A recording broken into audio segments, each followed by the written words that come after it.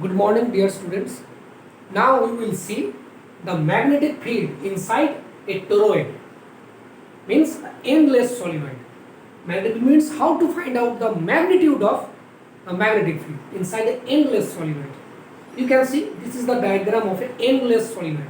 It means a solenoid having no end. So how to make an endless solenoid, that is toroid?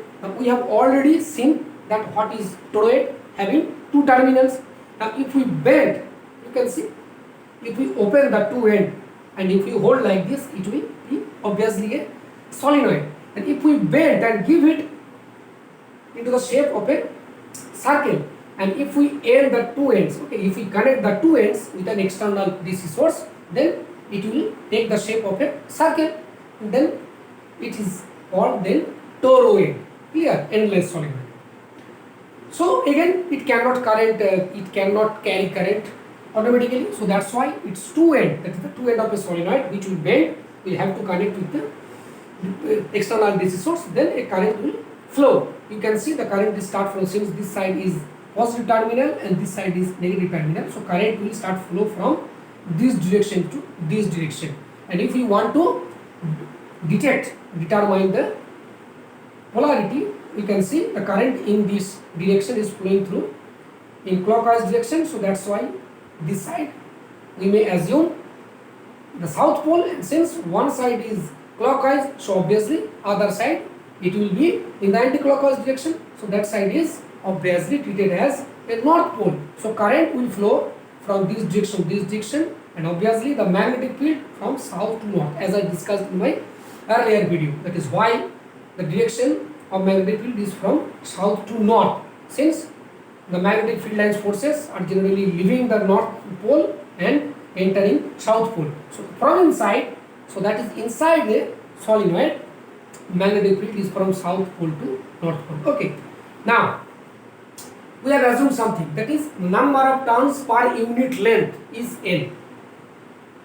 Very much similar to the explanation or deduction in case of magnetic field inside a solenoid. Since this is also one kind of solenoid, but that was in the form of a straight line, that is in the form of a rod, but here it is in the form of a circle. So there is only slight, very few changes. That is the total turns.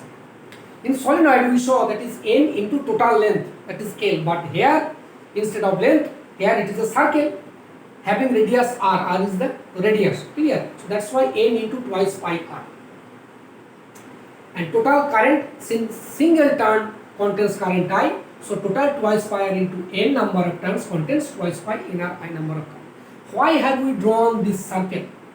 Just remember, in case of finding the magnetic field inside the axis or the core of solenoid, we considered a rectangular closed loop that thread or covers the length of the solenoid. Since this is the circumference of the solenoid, so we will have to draw such a shape that covers the circumference. So that's why we have considered this closed loop in the form of a circle, which can cover, okay, which can thread the turn, that is the total circular turn. So that's why we have assumed this circular shape. So now we will have to use the Ampere circuit law. We have already learned, that is the line integral of magnetic field is equal to mu 0 I. But here, since there are total twice pi NR number of turns, so that's why here twice pi NR into I. Clear? Now B dot dl. Now here B is constant, since each and everywhere its magnitude is same, so that's why B is okay out of the integral and dot dl. Here you can see we can assume a very small current element. Okay, very small current element, that is delta L, which is a very small in the curve. If we assume very small element, it is obviously a straight line. So the direction of the magnetic field is towards this side, and the elementary length is also its direction in this side. So both having the same direction. Delta L, that is the current element, and the magnetic field having the same direction, so they are parallel. So it means the angle between them is 0 degree. So B dot dl is magnitude dl into cos 0. Cos 0 is 1. Okay. So now the total dl, here it is for only one small element. Now adding the all small element, we will get the entire circuit, that is the circumference, that is twice pi r.